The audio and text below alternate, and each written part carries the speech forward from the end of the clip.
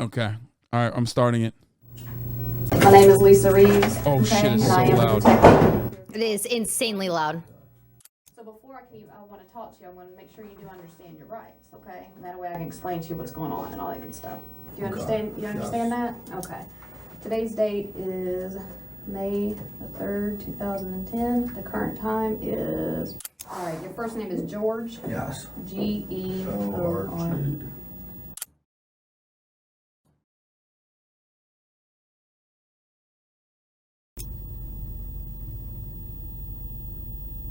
It's a Christmas miracle that we have JCS reacts again. I didn't. There's no I'm sad that it's way gonna I end soon. Damn, they just. No way.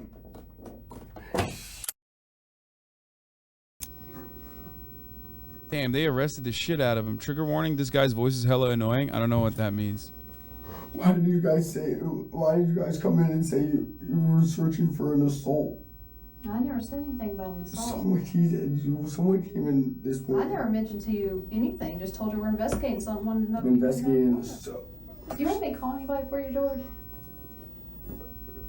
It's an interesting concept to think of how you might respond to what would normally be an easy question, especially during a circumstance where it becomes a terrifying dilemma. We ask that you contemplate this question while you put yourself in George's position, but not before you grasp the context of what brought him to this moment.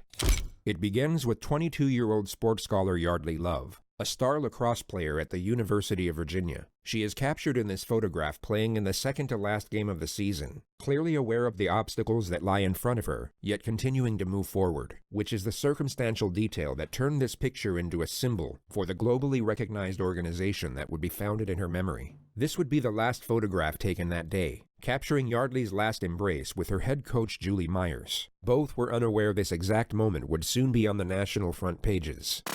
On May 3, 2010, at roughly 2:15 a.m., Yeardley's roommate returned from a night out to their off-campus apartment. Upon entering, she saw that Yeardley's bedroom had been broken into, at which point she rushed inside to find her unresponsive on the mattress. She had blood coming out of her nose and severe bruising across the right side of her face. But the most alarming thing was that she wasn't waking up. Her friend called 911, who instantly guided her through the steps of CPR, which was then taken over by paramedics who arrived on the scene 4 minutes later. But their attempts at revival were unsuccessful, and Yeardley was pronounced dead at exactly 2:47 a.m.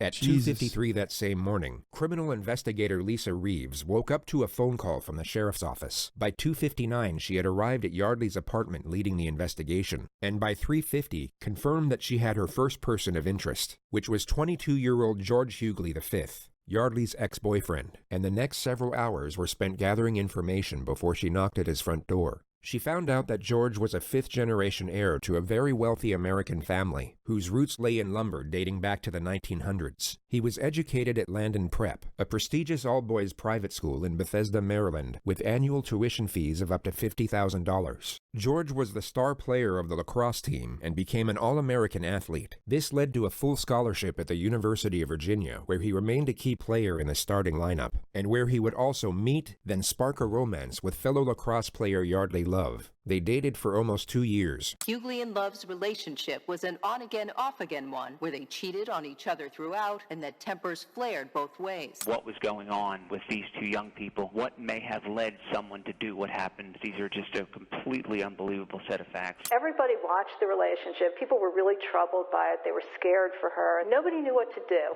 Yeardley ended the relationship in 2010, just 2 weeks before graduation. 9 days later, she was found dead in her bedroom. And that same morning, George Yeardley would hear a knock at his front door.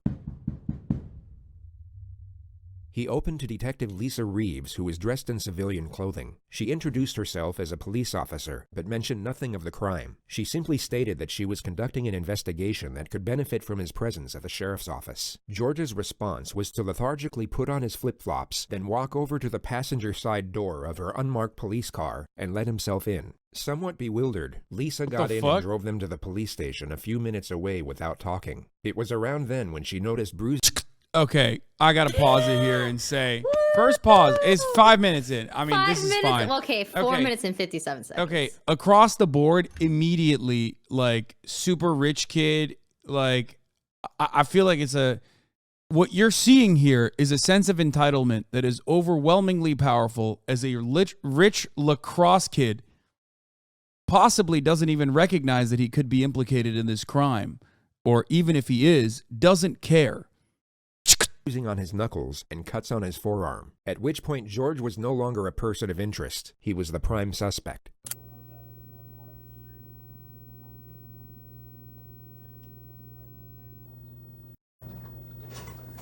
All right. Did you say you did want water, didn't you? I know I introduced myself to you at your house, but my name is Lisa Reeves. Today's date is May the 3rd, 2010. The current time is, I can't tell on that one, 7:52. My drama papers too. What's that? My drama's papers still right now. All right, your first name is George. Yes. Right away, you'll come to notice that George is oblivious to the gravity of the situation, and it would be very safe to assume that he at this moment is unaware that Yeardley has died. He seems to believe that he's in as much trouble as he would be sitting in a principal's office, perhaps for getting in a fight at class or on the lacrosse field, and the sooner he provides a sanitized version of the truth, the sooner he'll get to go home. This, of course, ties in perfectly with the interrogator's opening strategy, which we've labeled warmth for the sake of this video. She will downplay the severity of his situation to a considerable degree, while maintaining a friendly temperament with a sympathetic undertone. She needs the suspect to feel safe and secure for the time being, as the less cautious he is, the more information he's likely to give away. Then as soon as he locks himself into one particular storyline, the pressure can commence, which often leads to a suspect being laden with panic and contradictions. I'm going to pause again and say that there ain't no fucking way this dude was writing his own drama paper. Rich fucking spoiled kids like this always got some nerd that they're paying like a couple $100s to fucking write their paper for them, okay? No shot. Sorry. Before we ask you any questions, you must understand your rights. You have the right to remain silent. Anything you say can be used against you in court. You Stop have the right doing to a talk to pause lawyer counter. before questioning and have Chat. one present during questioning. If you cannot, Oh, your afford a chat's lawyer, doing it one will too? be provided for you. What? And if you're willing to talk to us now, you're right to stop talking to you. George has two options here. Option one is to remain silent, then allow his father to get him the most expensive attorneys in the country. He would then have years to examine the evidence, evaluate the many options available, and then construct the most self-preserving storyline with world-renowned experts in criminal defense before they present it to a jury. Unfortunately for George, he takes option two. But before he does, rewatch the flawlessly reassuring manner in which he's given the final piece of the Miranda warning. And if you're willing to talk to us now, you have the right to stop talking anytime. Okay, I got to pause again. Pause counter 3. I don't care. This level of care and consideration from a police officer or detective to the prime suspect on a murder case is never afforded, okay? It is unimaginably considerate. And I assume it is because the person is rich, okay? Straight up. Rich white dude, I've never seen it. Either this cop is literally like running for historically best cop of the year award for every fucking year, or this dude is just straight up like, I mean, he's getting considerations, accommodations that I've never seen. Wait, Hasan. Awesome. What? Okay, this is I'm gonna start pausing so I can respond to you. Okay. But I'm pretty sure it's a tactic to get them to, you know, say certain things and trap them into a certain storyline. No, right? I understand that for sure. But ultimately, a big part of like developing a case in many instances, regardless of the warmth that they're demonstrating, is by trying to get them to talk.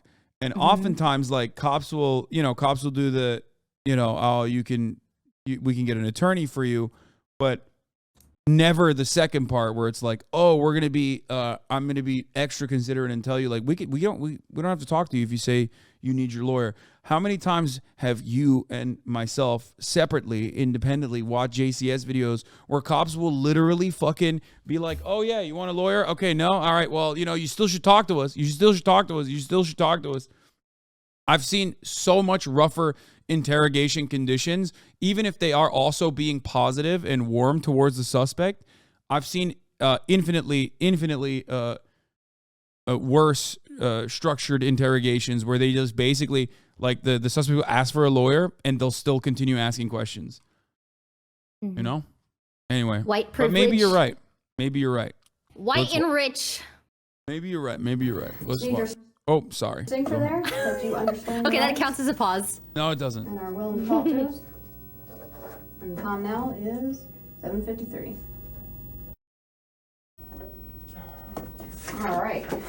Let's kind of start. I'm going to kind of ask you some questions, and like I said, we'll explain things a little bit later. Tell me about your day yesterday. Played golf with our parents. It was a father-son. Good event. I went to dinner with my dad and my two buddies, and then Oh God, this guy sounds like such a douche. bar for a little while. Oh God, I hate him. Then I already went hate him over so much. To talk to Yeardley, and Who's Yeardley? Yeardley is my former girlfriend, Okay. which this whole thing's about, which I understand, but George has now initiated the investigative subject matter himself. It's the perfect opening scenario for the interrogator because she's given nothing away, making it more likely for him to reveal details that will contradict the evidence. when I went over to talk to Yeardley, He sounds like Blastoise. I can't unhear it. No, he doesn't. That's an insult to Blau. He sounds like this sometimes. He's such a No, this does not sound like Blau. yes. Blau literally sounds like this sometimes. Where he's like, oh, I can't wait to hit the pow. Yardley That's what slept he's with doing, another like his lacrosse surfer player from boy North voice. Carolina the week before, which is what he just referred to. And she was already like, oh, like freaking out. Like, you know, you can't come in, you can't come in. And I was like, I'm like just trying to talk to you. The investigation team obviously had no way of knowing this, and George has now confessed to the crime of second-degree trespass. More importantly, however, he's just confessed to initiating the supposed confrontation. He Yeah, what now the can't fuck? say that he was He's so like, I upset broke or in, misled I by the broke into my situation. girlfriend, He my knowingly dead girlfriend's stepped into it, house. and the critical fact he can actually recognize and remember this will be used against him repeatedly in the future. That's insane. And like, she like started being like getting like all like, you know, like really like defensive. She was So I already, fucking like, on killed the her. defensive edge. It was Yeah, crazy. like- And like I was like, Totally. listen, I'm not here to like, I'm just here to talk to you. And she like got all like sat up. Like, her bed's against the wall. Like if it was in this corner, she was like up against the wall, and I was like we were sitting there talking, and like she started being like you know like. Getting, Okay, we need like, a light all, counter. Aggressive. Okay, it's 1,000,000 already. After this, and so I was like, all right, like chill out, like, and shook her a little bit. So just to recount what George said over the last 47 seconds, Yeardley was defensive. While being in a defensive state, she backed up against the wall. She then became aggressive. George's response to this supposed aggression was to initiate physical contact. And she started being like freaking out, and I was like, listen, I'm not like here to do anything. I'm here to talk to you. What the fuck? about Why would she think everything that? That's ensued in the past week, and she was like, and like started like being like, no, like hitting her head, like stop, like she was in the corner, I was sitting on the bed, I was like, stop, like, I was like, Yeardley, like, what the hell, like, we were just gonna talk. So let's go back Oh, half I a minute hate and him dissect so what actually much. just happened there. And so I was like, all right, like, chill out, like, and shook her a little bit. He will now say the words, and she started being like, then simultaneously mimic a body colliding with the wall. He will then stop himself mid-thought and subtly modify the detail. And she started being like freaking out, and I was like, listen. And she started being like freaking out. Oh, good He goes catch. from illustrating Yeardley hitting the wall to, as he states, freaking out. And He seems to realize mid-sentence this isn't the best way to explain her injuries, so he changes the detail to buy himself time. And she started being like freaking out, and I was like, listen, I'm not like here to do anything. I'm here to talk to you. He carefully shifts the topic from Yeardley to himself, and keeps it there for 8 seconds before attempting to re-explain what occurred in a more self-preserving manner. And she was like, and like started like being like, no, like hitting her head, like. No jury on the planet will believe that Yeardley was voluntarily slamming her head against the wall with enough force to cause fatal brain damage. All George has done here is give away the fact that Yeah. he knows Yeardley has sustained some type of head injury, and now lied on By the way, record about how a it was brilliant inflicted. detective work, just letting this idiot What the hell, speak. like, we were I mean, just gonna actually. talk, and like it was not at all like a good conversation because Oh yeah, she was already like because I was slamming her head against the wall. See me there. Okay. What happened next? What happened next? And she just kept hitting her head against the wall while she was sitting on the bed. And I was like, and I grabbed her and I like shook her. I was like, stop! Like we need to like, and looked at her. I was like, we need to like talk about this. And like, I mean, I was on holding her arms and stuff, but like I never struck her. I never like What? hit her like in the face. What the or fuck? anything. Why is he I was, saying that? Keep talking. She was so like, oh, I mean, what's the word? Like, you know, like flop. This motherfucker. What is he saying? This motherfucker has. He's insane. This is like levels of self-report that I have never seen before. He just straight up, like, sometimes we'll watch a psychopath get interviewed by a detective and interrogated by a detective. And I mean an interview because they want the detective to know what they did. They're proud of it. This guy is just so profoundly stupid that he basically said he did the murder and then thought he could get away with it by saying, I just like thought the visor off and I definitely didn't do the murder. Insane. Incredible. Also, one other thing I was going to say is this motherfucker's never written an essay in general. He can't even craft 3 sentences together without tagging on like 18 likes. He doesn't know she's dead. I mean, it doesn't matter. I'm saying like he basically is like self-reporting that an assault, that he assaulted his ex-girlfriend. He said former girlfriend. Doesn't matter that he's not aware that she's dead. What matters is that he's aware that he's being called into questioning because of an assault charge, most likely. Okay? If he doesn't know that she's dead, like, is she having a seizure?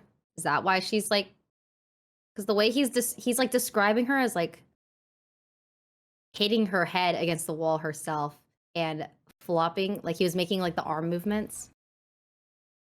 Yeah, I don't know if he knows she's dead or like the medical examiner did they has say declared that? her dead or not. I don't think the detective has said anything yet. No, the detective has said nothing so far. So I don't think she said that. He's kind of doing all the work. It's crazy. Yeah, I mean, he's carrying the burden here because, like I said, profoundly privileged and most likely has never been in any real trouble, or if he got into trouble at school or whatever, his parents have probably been able to get him out of it. So he doesn't understand the consequences of his actions right now. A fish out of the water, like so, like all this, and I was like, listen, like I'm not here to like fight with you or like do anything, like here to talk to you, and she's like, no, like get away from me. Oh my gosh. You have to leave, like all this stuff. And I was like, all right, like fine, like, but like I want to talk to you after all this, and like I was like a little. Yeah, the detective is applying a technique called "let him cook." You know, my former girlfriend who something happened last week, you know, and I was like, all right, like, well, so we were like talking over there, and I mean, somehow we ended up, somehow I was resting her on the floor, and I was just like, stop, I just like, and I was holding her. I was holding her. I was a little bit persistent. I was wrestling her on the floor. All further evidence that designates George as the aggressor. He's completely shut down his ability to argue any sort of self-defense claim. And then the conversation, I could tell, was just like, it was not going anywhere, and nothing was happening, and she like went back to bed, and I left. Right. And I went back home. Phase 1 is now complete. The suspect has unknowingly locked himself into a storyline that will put him away for a very long time. He's phasing up right now. The risk of him shutting down or requesting a lawyer is no longer a primary concern. So the interrogator will now increase the pressure. She will confront him on certain elements that she pretended to overlook before. And the ideal scenario is to cause just enough panic so that he backpedals on previous statements and contradicts himself. All right, so you go over there, knock on the door. Her front door was open. Her room door was closed. I knocked, like yardly, like she heard me open the door and went in. All right, went in where? To her room. All right, straight to her bedroom. Straight to her bedroom. Yeah, I mean. How'd you get through the door? Her door or the front door? Her door. Actually, it might have been locked. It was. What? Oh God. What the fuck? Yeah, What? Why? Actually, What is he To doing? be honest with you. Yeah, I no, get it. yeah. It was He's being actually honest, I locked, guess. Because I think I put a hole. Yeah. You punched a hole through the door. Pretty sure, actually, now. Yeah, that I used to have that, yeah. What? Why'd you do that? Yeah, why? Well, talk to I you? What guess, was she doing? yeah, once I was in her room, she was like very like, like, or like, not like, I don't want to talk to you. Da, la, la, la. Stuff. And she was very like, Your Honor, the vibes were edge, like, permanently wonder- fucked. I I wonder don't why wanna she was talk, on like, I don't edge. wanna talk, like, Your Honor, you don't understand. I needed to fucking resuscitate the vibes. Like, I it just was wanted bad. to talk. Why'd you punch the door then? A very unusual time to interrupt a suspect in such a contentious manner. He was giving away self-incriminating information that could Yeah, be the used second to establish detective a motive. sucks. He was doing exactly what the lead investigator wanted, but Detective Ed has now stopped him in his tracks. It's a reckless maneuver at this point in the interrogation, Oof. which Detective Yeah. Reeves is no doubt Big conveying at this moment through nonverbal communication. She now has to let the suspect... They're doing JCS reacts is so good. They're so good that they're doing reacts on the detectives, like the detective's body language too. But he's right. They're right. They've done so many of these that they're just like they're professionals at this point. The other detective looks so disappointed. Yeah. No, a typical man just fucking barging in on the convo and wanting to have his voice be heard, pausing the conversation, you could say.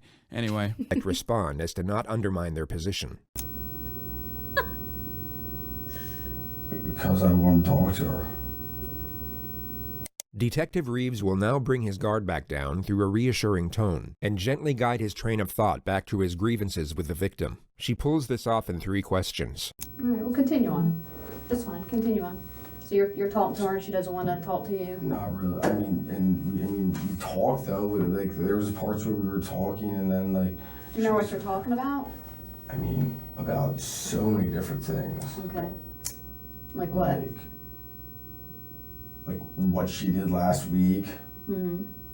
Like went to like Carolina. She went to Carolina and hooked up with someone Sunday when we were still trying to figure out things. And I was over there like to talk. Like I was like, this is like. He even gave the motive. That's Because insane. I was trying to make everything He's like, better. that's And like my motive. then, like, you know, Your Honor, she was cheated on very me. The offensive, vibes like, were she knew, fucked.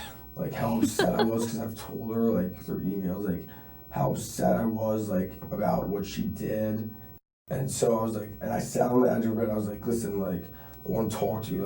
Like what you did was bullshit. Like that's not like okay. And I was just like and she's like not like you know she's like you know sort of pushing everything that she did to the back burner and like talking about like you know like trying to like put everything that she did like wasn't important. It kept going to the point where she like I was like, listen, like you're like we have to figure like out what's going on.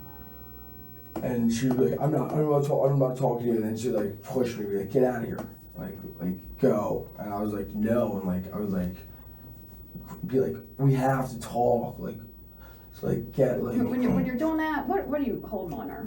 on her arms, On her arms, like maybe up here. like shoulders, yeah, Shoulders. like be like come on, like you know, and that's when she was like wiggle and like be like get away and like you know like hide get in the corner, like really like What the fuck? aggressive, like defensively almost. Even his like the way he's And- describing it, like and he then would I- still and then she get ended- I think she was punishment back in for bed, assault and I at this left. I was point. like, this is Yeah. not going anywhere.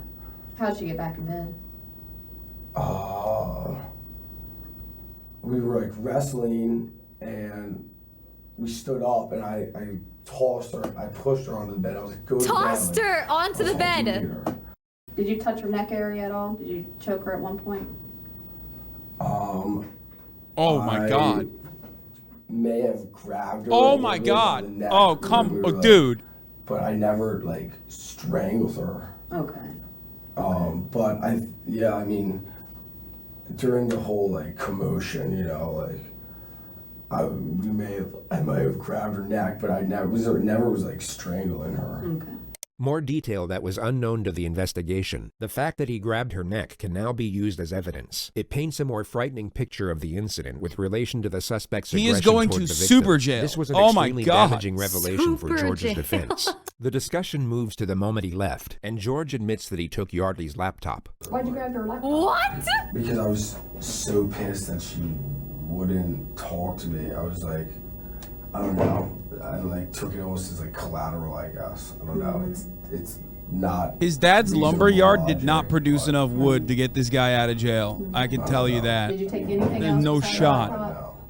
Nothing. No. He stole her laptop? What So the when when you left out of there, I mean, you saw that she was bleeding on her nose. She's now about to ask a question with the same implication for a second time. Notice what occurred the first time. Did you go back and check on her at any point? No, I did not. Did you try to call rescue or anything, make sure she's all right? No, I did not. No. Why? The face of bewilderment, if there ever was one. It's very strange that he's so taken aback by such a Caught in question, 4P. especially when you take into account the possible outcome if he had actually called for help. One medical expert revealed in the courtroom for the very first time that following Yeardley Love's brutal beating, had George Hughley or anyone else called for help, she might have survived. I didn't think it was like. I didn't think that she was like in need of like going to the emergency room. She just got. I mean, like. What do you think that? I don't know. I mean, I Did you say when you were, and correct me if I'm wrong, when you were shaking her, her head was hitting the wall? Well, that was in the beginning. That was initially when I walked in. Like she was like up in the corner, like saying, get out of here, like like this. Mm-hmm. Like, At any time when you were shaking her, did her head bang the wall? Put yourself in George's position and imagine Yeardley had in fact self-inflicted her injuries. You would perhaps say something along the lines of, absolutely not. I wasn't hitting her against the wall, but like, Dude, she's, what the sitting fuck? there in the corner of like, if it were like, Oh, like no, this, no, Oh like, my- totally, like, wait.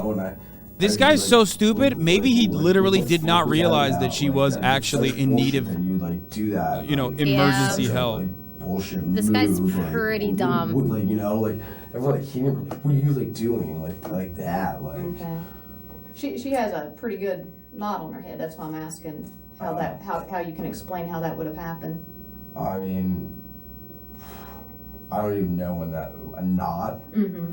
I mean. Like on the side of her head, she's been hit pretty good right there. So I'm just trying to figure out, did you hit her with something? No, Was that no, her head I into the wall? never touched her or struck her or anything. Well, you touched her. You had your hands on her. I said never struck her. Okay. So you Oh my I'm gonna look this gosh. one more time, make sure we're on the same page. So you're pretty pissed at her from a week ago for sending you text messages. Do you have those text messages where she says she, as you put it, fucked somebody? I actually might have those, yeah. All right, you got your phone with you? Yeah. And let's pull it out and scroll through it. Let's see if we can see those. He The thinks next this moment is. fascinating because it symbolizes He thinks he's pulling this out because he thinks this is gonna help him. Like, probably. I assume he thinks like, oh well, like obviously that's why I went over to confront her and like was shaking her. You know what I mean? Like, but meanwhile she's like establishing motive. I think how he drastically thinks. Sorry, go ahead. What did you say? You I think he he thinks that like saying like, "Oh, she cheated last week" is like justifiable in his actions. Yeah, no, that's I think he doesn't realize he's in trouble. That's how dumb this man is. yeah, exactly. change. Mm. That The interrogator second will pause doesn't invade his count. personal Yeah, that space to counts. make sure That's he's two not extra deleting pauses. No, I was anything from doing his it- phone. it was a courtesy Soon after pause. that, she will take the phone out of his hand and place it on the table. Actions that would be completely unacceptable in almost any other circumstance.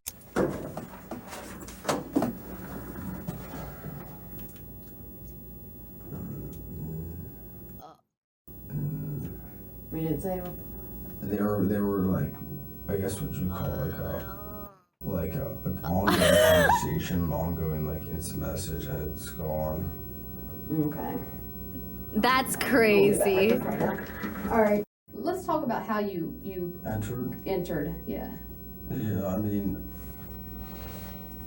Because to have put your fist through the door. No, She it's had actually to my have been leg, I'm pretty Is sure. your leg? Because that's why my leg's like this. Yeah, you're right. That was Kicked your it. leg. Yeah. How'd you get all the bruising on your hand then? This is all from lacrosse. This is all. That's This- pretty fresh right there, looks. This is all from my lacrosse game on Saturday. On I mean, I wear my Saturday. Fuck. My gloves right here. And Stop. Even right there, I thought you wore those padded gloves. This is Lacrosse. all. This is all the difference. This is all from lacrosse. And that's, I got whacked here. I remember 100% got whacked during the game. when I Yeah, sent this it is and, this is like, you're killed going to the jail cop. if you relax, bro. When you had her and you were shaking her, did she scratch you anywhere? No, No? no. She's a little girl. She's tiny. Yeah, she did not. No, she didn't. She didn't She didn't scratch try to me. hit you or anything like that. No. Oh my God, he So has you no just out. kick in He the literally, she's giving him an Yeah, out. So that's how I got. Yeah. Okay. And then I stuck my hand through and unlocked it, and went in there. Oh, that's And scary. Okay. Everything else I told you. The detectives leave the room for roughly 3 minutes. When they return, it appears Ed is given the chance to lead with a few of his own questions. I know we touched about what happened last night. This guy's gonna but suck. Set it up for me. Lead it up to me a little bit here. Why did you guys break up exactly? Why?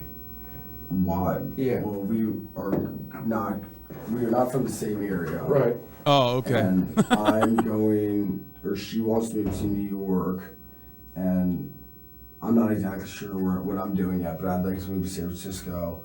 Why'd you take her computer? I don't know. I have no idea. There's maybe because there's evidence on the computer, emails that you sent. No, there's no. I mean, you can find. Oh, literally that's all the terrible. emails and everything back and forth. Detective Ed now asks George if he Dumbass! held Yeardley down on the bed. He's trying to subtly set the grounds for an argument of smothering, which isn't a terrible idea, but would be disproven by the autopsy regardless. No. Did you fall down on top of her? Rest on We the were bed? wrestling on the ground for like a little Did bit. y'all wrestle on the like- bed at all? No, I never never like. I mean, I shook her. No, I mean just kind of hold her down until she calmed down on the bed. No, if anything that. I mean, if anything that would have been like. on He's the cutting him floor, off, too. when He we were on the sucks. floor, when her Yeah. knees started bleeding, we were like wrestling around. It's got the same And amount of that's head when we started injuries bleeding. that our boy has here. Wrestling around? No, I Was she mean. screaming? Yelling She was not screaming, actually. I mean, if I'm Which I'm cracking my head in the Right. wall, I'm going to be saying, "Ow." Yeah. Yeah, no, I mean, she was not screaming. Yeah. She should have been, probably. I mean, What? maybe. Ooh. She What? should have been, probably. I mean, maybe. I don't Even know. she. I don't know. I mean, well, she was screaming when I first came into the room. And she was like, "No, I'm not talking to you. Get the fuck out of here," all that. But At any point, before you said you, and this was your words, you said you tossed her on the bed and then you left. yeah, All right, at any point before that, did she lose consciousness? no. Okay. What happened after you tossed her on the bed? Did she move? Talk about, say something? I mean, I literally tossed her on the bed and turned around and Tossed her on the ground or tossed her on the bed and Tossed her on the walked bed. out the door. Okay. So when you tossed her back on the bed, in your mind, she was bleeding, but you said she was bleeding out her nose, and you didn't feel like you needed to call rescue No, after that, after banging her head and no, shaking her and blood coming out her nose on the floor. No. There's nothing about You missed anything that I want to ask him right now? there's nothing about going to get anything or going. I don't know why I took the computer. George rambles about why there was no reason for taking the laptop for another 20 seconds, during which time Detective Reeves decides that enough information has been attained. Phase 2 is now complete, and the fate of Yeardley is about to be revealed. These moments in interrogations are considered him. important for the purpose of gauging a suspect's response. It's believed that a sharp and sudden revelation can make it difficult to fabricate emotion. So in theory, this will cause a suspect to provide either a genuine response or a relatively obvious disingenuous response, which often comes in the pretense of shock or remorse. I mean, I guess that's where my logic was at, but which is. Well, I have to tell you I think I something. know why you took the computer. In the midst of what would have been a flawlessly executed moment, Detective God, Ed jumps back Ed. into the laptop mystery. The suspect has essentially confessed to murder. This really wasn't the time for regurgitated conjecture over a petty theft misdemeanor, which Ed was clearly being advised of once again through nonverbal communication. This is insane. You all right? Go ahead. No? She's dead. You killed her, George. Throw Ed in jail too, honestly. She's dead. I think you knew that already. No, I did not. In our opinion, George is being truthful here, and Yeah. we believe the interrogator feels the same way in this moment. I don't think he fucking. I don't think he knew. Yeah, he's so fucking stupid. I think he's being truthful. How Yeah. the fuck is she dead? Because you killed her, George. How the fuck is she dead? Because you killed her. George appears to be going through a delayed response. It's so foreign a revelation that it's yet to sink in. Once the shock settles, he refuses to accept it, and this denial appears to be a momentary coping mechanism before the reality of the situation truly hits him, which will happen at this time in the footage. Oh my god. She's dead? Yes. She's dead. Yes. She's dead. She's dead. How? How? I already told you how. You already told us how as well. How is she dead? You just told us. Oh my god. Bro, you slammed her head against the fucking wall. Like, yeah, that's how she's dead. What an idiot. You went in there to talk with her, but it got out of control, right, George? The detectives will now add further pressure to keep him talking. Suspects will often divulge information in these moments in the panicked attempt to save themselves, and in doing so can They're shut trying to do down good a more cop, bad credible cop, but it's storyline they literally haven't like caught up yet. good cop, bad cop, Alcohol got skill hold of you. wise. You kicked in her door. She started to fight with you. You punched her in the head, or you cracked. She's not dead. You cracked She's her not head. dead. You She's cracked her not head in dead. the window or in the wall. not dead. She is. She's not I dead. ain't BSing you right now. It's serious. I want to see her. She's George, not look dead. at me. George. She is dead. You were not here to dance with us. You're here because she's dead. The alcohol. I don't believe it. I don't believe it. It's true. Dude, I didn't. I don't believe that she's dead. How did you? I don't believe that she's dead. How I is she- don't believe that she's Did dead. you punch her? Did you hit her? How? with She's, head in the there's wall? no way she's dead. She's not dead. I didn't. I never did anything. I did not. All right, let's calm down. I did not like hurt her. Like she's not dead. Then calm down. Just out of protocol, what we gotta do is stand up for me, George. Go ahead and put your hands behind your back for me. Turn. Relax. It's all right. Relax. You'll be alright. You cannot relax when you're handcuffed, She's not okay? dead. That's Tell me fucking she's not bullshit. dead, though, please. Will you tell me she's not dead? Relax. Please, will you tell me You she's know what? not I wish dead? I could tell you that, George. 22-year-old. 22. And her life is done. She's not. I can't. I do Oh, not it's so do sad. anything like that. Oh my god. There's no way. There's no way. There's no way. I do not believe it. I do not believe Also, it. classic cop moment. Let's calm him down by handcuffing him. No way. There's no way she could be dead. Either the head trauma or asphyxiation. There was no asphyxiation. Okay. Oh my god. He Oh doesn't my God. notice. He doesn't deny the head trauma. Yeah. What was she doing the last time you saw her? She was like standing up with me. She was standing up with me. She was standing up with me, looking at me. Was she standing or you She were was holding her? standing up, looking at me. Okay. Not Aw. dead. I know she's not dead. I know 100 million % she's not dead. I did. She cannot be dead. I know it got out of hand, George. No, it didn't. It didn't. And she's like, no, like, get away from me. You have to leave. You have to leave. I was like a little bit persistent. I Is she mean, screaming? she should have been. I didn't kill her and leave. I didn't just. Oh my god. I didn't kill her. I did not kill her. I did not kill her. I did not. There's no way I didn't do it. No way. No way.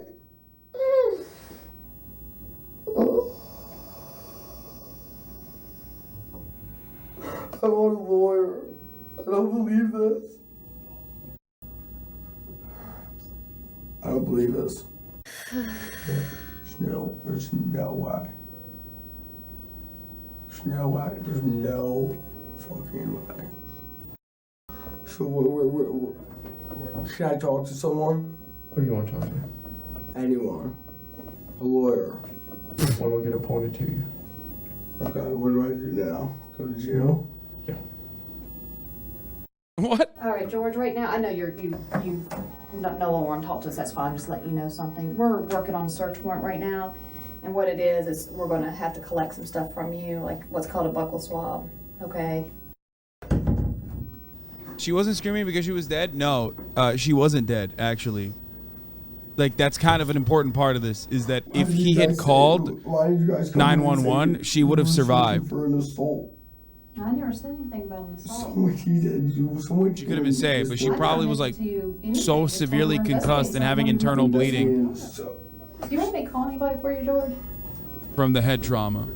At the start of this Hasan. video, you were asked What? to think of what you would do in this Just pause the video. situation. Oh, now Please you try and imagine what Just would be going pause through it. And Now- I know now you you're want me to pause trying- it. You just don't want to rack up your pause counter. Be honest. Just pause it. Okay, well, you and paused just it say what last you have time. to That was a say. year.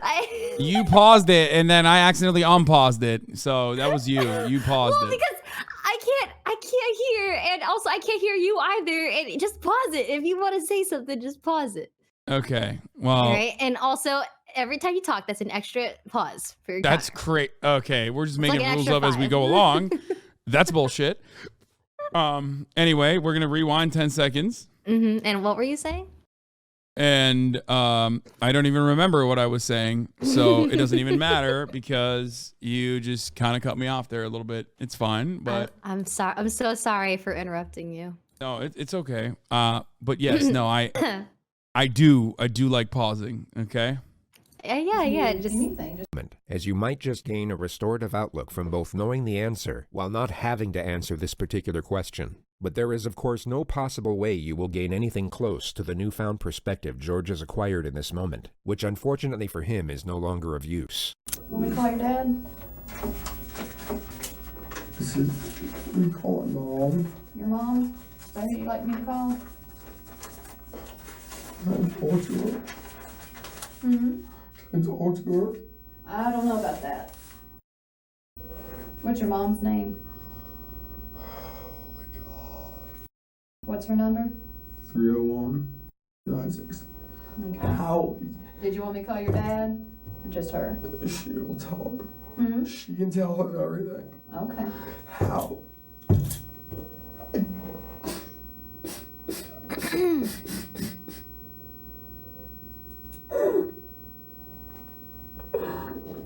I don't believe it.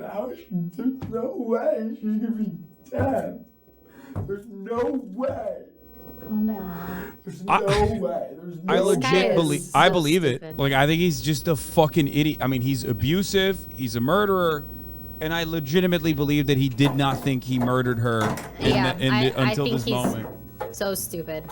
He's insanely dumb. George, go ahead, put your foot down. Oh my God. Yeah.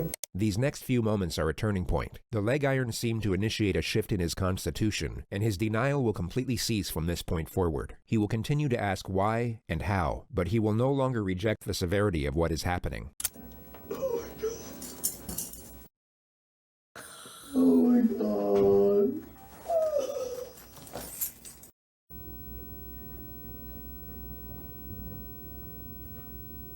Yeah, maybe don't break into someone's house and keep trying to talk to them when they say no, Yeah, I mean, or shake them. or fucking slam their head against the wall. Yeah, that too. Another thing that I was thinking of is like, he might have even done this. He might have been abusive like this in the past as well, which is part of the reason why he was like so surprised that this time he ended up killing her. You know what I mean? Am I here the rest Yep. of my life? In this room? No, jail. I don't know. Because like, there's no way you just like pop off one time and start fucking. Never said you were, bud. That's someone who is comfortable being abusive with their partner. I'm sorry? You call my mom? No, I guess. Yeah, you do want to talk to her. Now's when you need your family the most, bud. You know?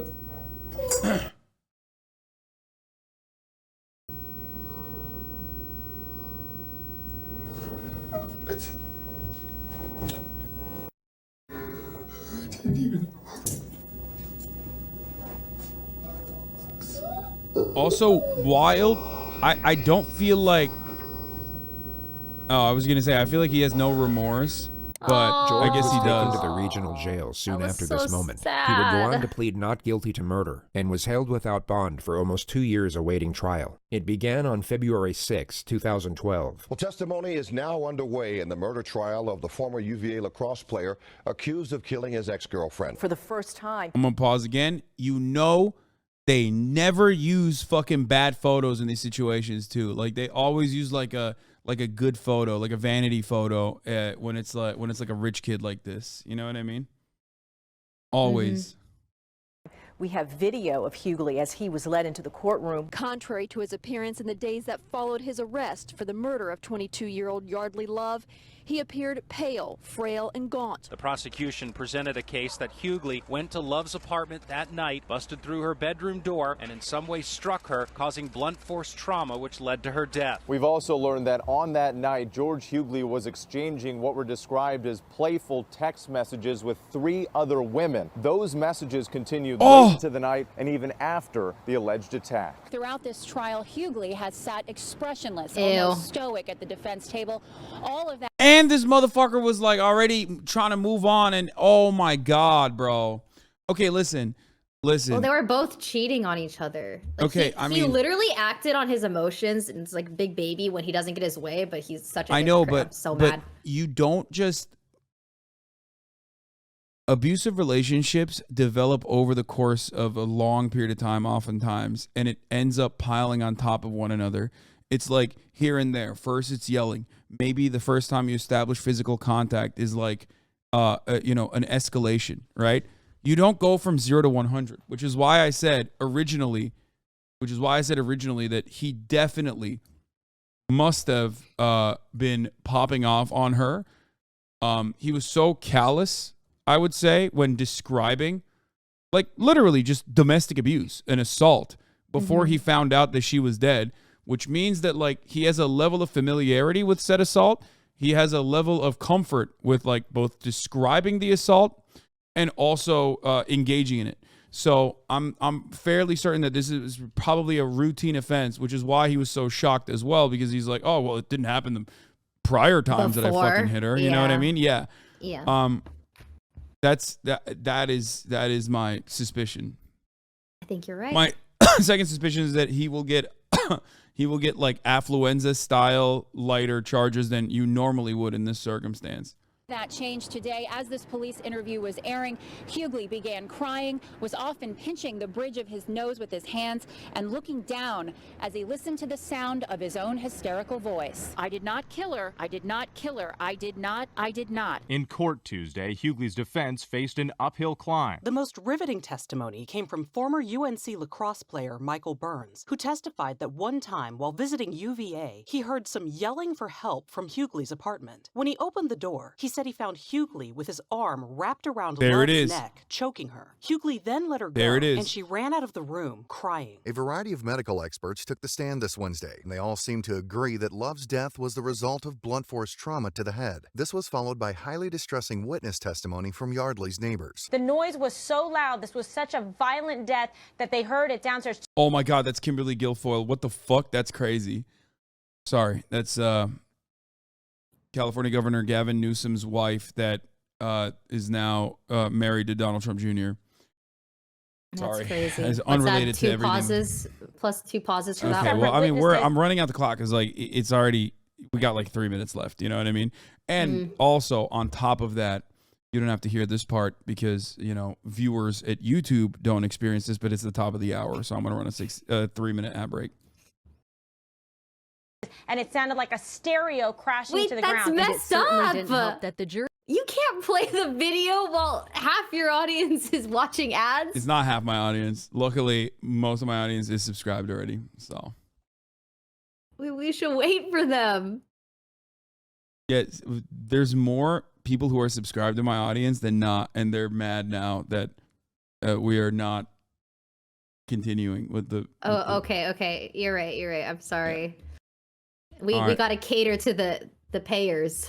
Yeah, exactly. The jury knew that she was alive for 2 hours before she died, indicating that if George Hughley had come to his senses, he could have gone back there, called 911, and possibly saved her life. Still, the driving argument for the defense is that George Hughley never intended to kill. They say this was all a tragic accident, that he does not he intended to deserve bruise, a life sentence, but instead fuck her up a little bit, lesser not kill. charge Come on. and a second chance. Guilty of second-degree murder. And Thank you, will hear Dean the Beamy, sentence for the 5 momentarily. subs. A 26-year prison term came down. George Hughley was brought to court to hear What his an lawyers idiot. plead for the judge to cut in half the 26-year sentence recommended by the jury. Judge Edward Hogshire did trim it back, but by just 3 years. The jury in this case recommended 26 years. The judge changed it to 23. Probably a small difference, but why would he do that? It's surprising, isn't it? Yeah, Considering this why is a would he woman do who that? was beaten to death in her own bed. We think that George was convicted of a crime inconsistent with the facts, and he received a penalty inconsistent with what the evidence would require. There are no winners in this case. With credit for the time that George Hughley has already served in jail, and if he gets time off for good behavior, he could be out in 18 years. And the family for Yeardley Love has put out this statement saying, "We find no joy in other sorrow. We are relieved to put this chapter behind us." As that for is- George, he was incarcerated at the maximum security Augusta Correctional Center for 10 years, and has since been transferred to a prison work camp in Richmond, where he's expected to serve out the rest of his sentence. The present consensus in the media Fucking- is that he George got sent had to the no gulag. intention of killing Yeardley, but that his 23-year sentence is still appropriate, if not lenient, and that him being drunk to any degree at the time of the murder is not an excuse, nor does it lessen the culpability of his actions to any extent. He'll be released at the age of 45, meaning he will have the second chance at life Yeardley was never afforded. You can decide for yourself whether he deserves it or not. A comforting prospect to this tragedy is the nonprofit. I mean, he got hit with organization that arose from it. a The decent One Love Foundation penalty, carries which is extremely important surprising. Messages, both on social psychology and preventative education. I did not think that he Their would website get. will be linked in the description of this video. I thought he would get less than that. I thought he would get less than that. There have been instances of like sexual assault, especially where like a person of that background will end up, having their sentence reduced dramatically. For sure. Also, Ray Carl is in the building right now. Carl Jacobs Hello, is here. Carl. Hi, Ray. It's me, Carl. Can you hear me? Wait, is that Carl? It's me, Ray. Carl, is that you? It's Hi, me. Carl. Ray, it's me, Carl. Carl, I see you out in the hallway every day when I walk past that iPad on the wall. Oh. You can tell that Ray's rich because the house that she lives at has a bunch of iPads all over the walls. All right, goodbye, Carl. Yeah, exactly. I have iPads on my walls. That's Yeah, you heard awkward. me. You heard me. No. So I just took a picture with one and then had that wallpaper now. Yeah, it's quite lovely. All Yeah, right, I have saw fun playing It Takes Two. Everybody, thank you to Valkyrae for duo queuing this React with us. Yeah, this surely was- there'll be another one soon, right? Yeah, and also, go bother her about doing Poppy Playtime, What do you mean? Which we were I'm supposed down to to be. do it. which we were supposed to do. When? We're supposed to do it eventually. Okay, yeah, you tell me when. Okay. Toodaloo. All right. Bye. Have a good Bye-bye. stream. Goodbye. Bye. Thank God the girls are gone. Am I right? Dude, I've been saying. Boys rule. Boys. Boys. That's what I'm talking about, dude.